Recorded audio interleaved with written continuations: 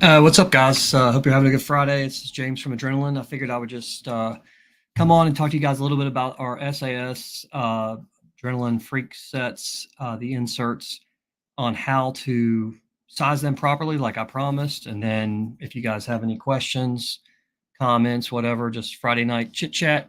I'm here to talk. We'll talk maybe about Shocker a little bit, and just whatever else you guys want to talk about. Whatever I'm allowed to say, I will. Um, okay, so first of all, some of you have already received your sets, so I wanted to go ahead and do this video so you would know at least how we size it. Feel free to play with it all you want and test it for yourself. But essentially, the SAS system, it stands for slick as shit. It is a electroless nickel plating with Teflon built into it. We didn't invent it. It's been around the real firearms industry for a very long time. Called N is a Nancy P3 if you want to Google it. And essentially, it changes the surface of the material. So the ball doesn't really touch aluminum anymore. It's touching the nickel with Teflon embedded into it. There's some really cool white papers on it.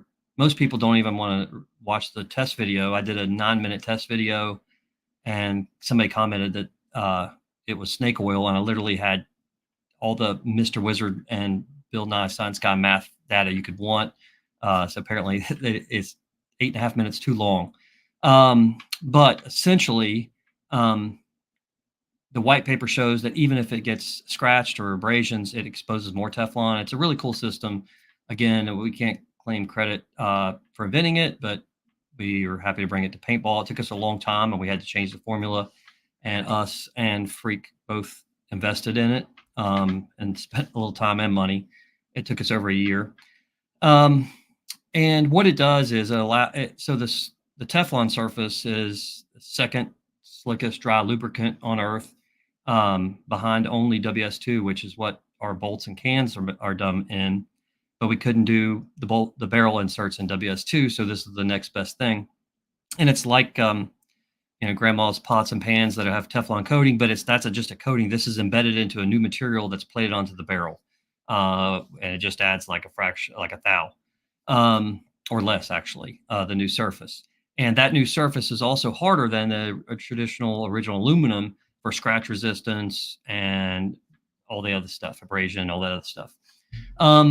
But what that does is some people say that it just doesn't work. A barrel's a barrel. But if you picture having a barrel with like maybe 1,000 grit sandpaper on the inside and shoot that barrel, yeah, maybe the ball will shoot. Maybe you could get it to 300 feet per second, but your reg will have to be really cranked up. It also could lead to problems down the barrel with the friction, causing breaks and accuracy issues and consistency issues. So go to the opposite of the spectrum, where you have the second lowest friction coefficient there is. It is the opposite of the sandpaper. So you can underbore, because it's so slick, the irregular balls will slide through. You can turn your regulator down, which increases efficiency, and it creates a smaller pressure on the ball when it hits it. And then because you can underbore, you don't have the air gaps around they don't make paint like they used to. Everyone knows that, or if you've been around, you know that. So they're not going to fix the paint. So why not just try to figure out another solution? So by eliminating the air gaps around all these random balls, you're going to get better consistency and better accuracy. So the barrel is not really giving you that. It's just fixing the paint issue by eliminating the air gaps. Hopefully that's not complicated, but it's pretty straightforward. You're going to get better consistency, better air efficiency because you're lowering your pressure, lower pressure, and better accuracy. All that's on the test video. I did the test video in one take with my wife filming it.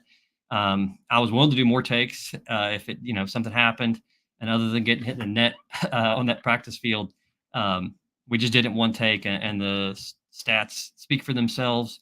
It was like a 10 feet per second velocity increase. It was so the median and the mode were way better. The repeated, so with the regular insert, the repeated feet per second maybe like was 1, 2 at the most. With this, we had 4 or 5 same reading repeats, some of them back to back to back. So anyway, watch the test video if you had a chance. I do know some customers are starting to do their own videos. If you have tested it out, reach out to me because I'm going to be putting some stuff up of customer comments. But I've already gotten some come in. Here's someone said, just ran a quick test on the inserts. Paint was too tight to blow out a 682, so I ran the 680 against a 679 stainless nitride, 294 average across full hopper with stainless nitride, 302 with SAS full loader. So that's 8 feet per second difference. Like I said, I couldn't blow the paint out of the 682, so it was definitely a tight fit. Impressed that much underbore and still shooting excellent velocity. The normal 686, this is just a regular non-treated, velocity was 286. So you're talking 16 over the normal, which is not, we normally see around 8 to 12.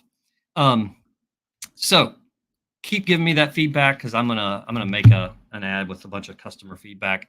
No one apparently believed my video, otherwise we would be sold out. So we look forward to customer videos. All right, moving on.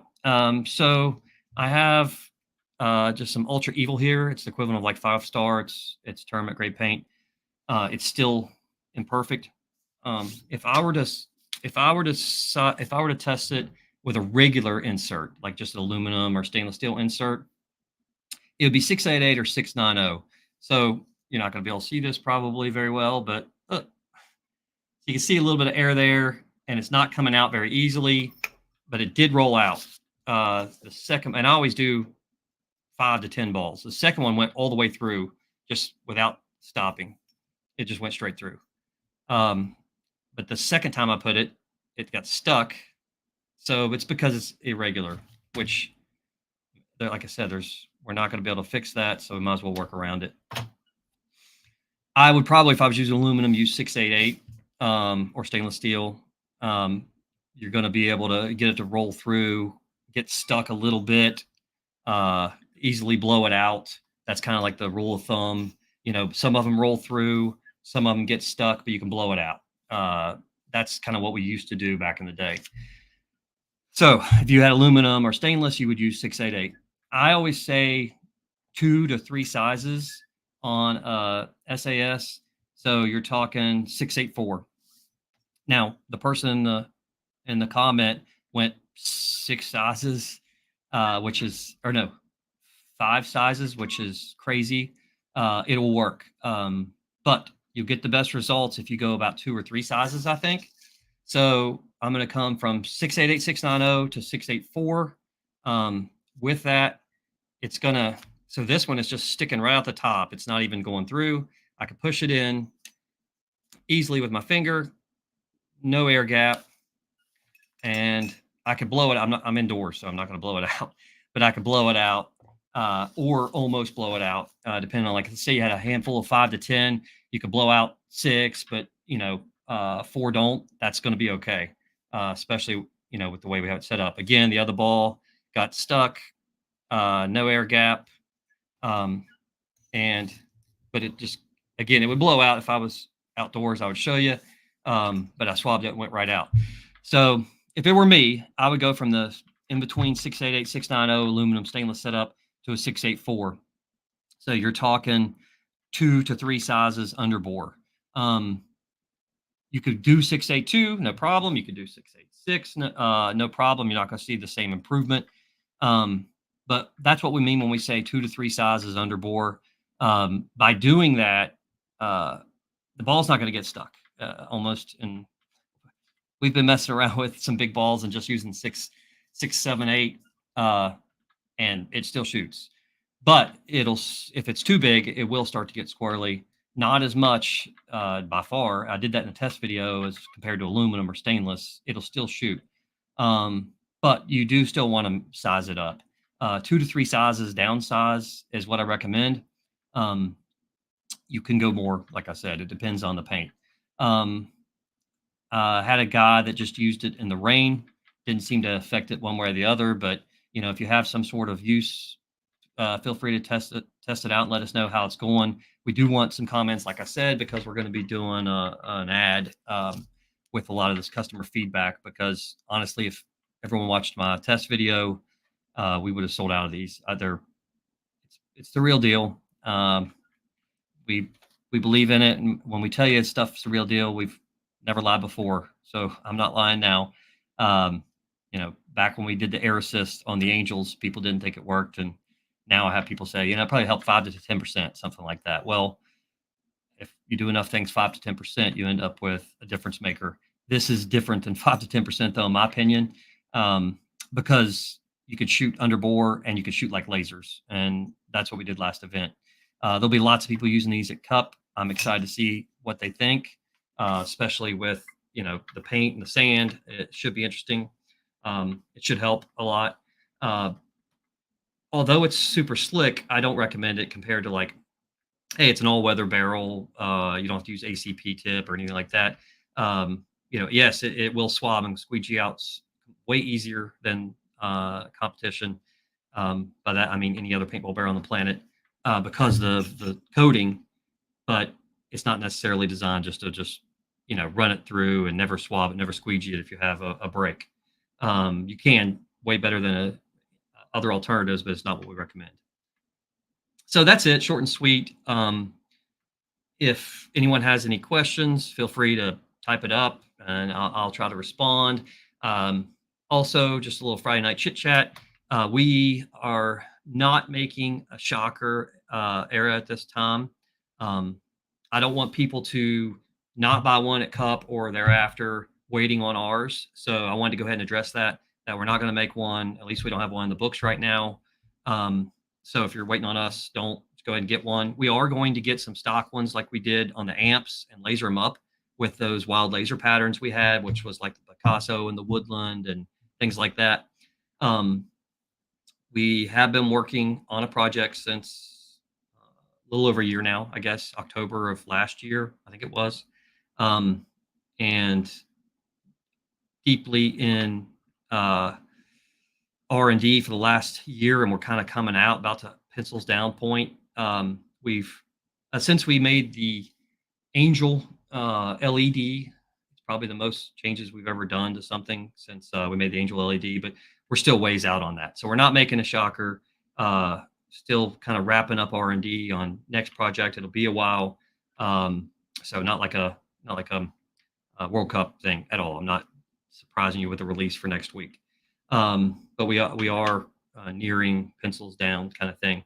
But I do love the new era. It looks cool. Hearing real good things about it. So anyway, if you have any questions in general, let us know. We're glad to try to answer what we can. I'm not going to talk about the projects we have going other than what I just said, and that we're not doing a shocker at this time, so that you don't wait around. But we will be doing, like I said, the custom laser ones, and they'll just be a few bucks more, and it should be pretty cool. We don't have the F16 bolts kits like we did in the past to put in the amp, because we've been selling all those for a long time. These we still have, I don't know, a couple hundred sets left of these, which again, once people start using them, they'll see. That surprised me, but I guess people just didn't watch my video or believe me. But customers are starting to get back to me. I'm already hearing great things, so I can't wait to see customer test videos. We're sending some out to some reviewers. No money, no paid compensation. Let them say whatever the crap they want, and we're anxious to see what they have to say. We again worked on this insert stuff for about a year. We'll never get our money back on it. It was unanticipated, but we finally got it figured out. I'm sure someone will try to copy it, but if they do, they're going to have the same roadblocks we had probably. So good luck. And it takes a lot of effort to decorate them. I spend 6.5 hours for every 35 inserts. So there's 2,400 inserts in 300 sets. So 2,400 divided by 35. That's the runs, and then multiply that by 6.5 hours. It's crazy amount of time. Anyway, the inserts, as you know, will come in the freak set. You'll also get the sleeve. One thing we did, which made complete sense, was put the sizes on the ends. I don't know if you can see something's there, but you can't really see it. There you go, 686. In the freak set itself, you'll be able to see all the sizes, I ship them with them all facing outward because I put each one in by hand. So I've put all the sizes out. So you open the set, you'll see the sizes. Um, I don't use the free case anymore because with about 4 of these, you're going to be able to handle any paint on the planet. So I just put 4 of these in my gear bag, uh, like make a square on each kind of crack in the gear bag. But you feel free to play with how you want. But that way, it really takes a lot of the weight off. Um, so anyway, appreciate everyone getting in on the pre-order. Those have all shipped. We owe no one an insert set. And we have some in stock now ready to ship. If you have questions, hit us up. And again, once you start testing these, hit me up either privately or post or whatever your feedback. I'm real excited to see your thoughts on it. And again, just underbore 2 to 3 sizes, and that's where you'll see the magic start to happen. All right, you guys have a good Friday. Any other questions, hit me up. And we appreciate you guys as always. And stay tuned. We're working on a lot of stuff, so we'll have some more stuff for you guys soon.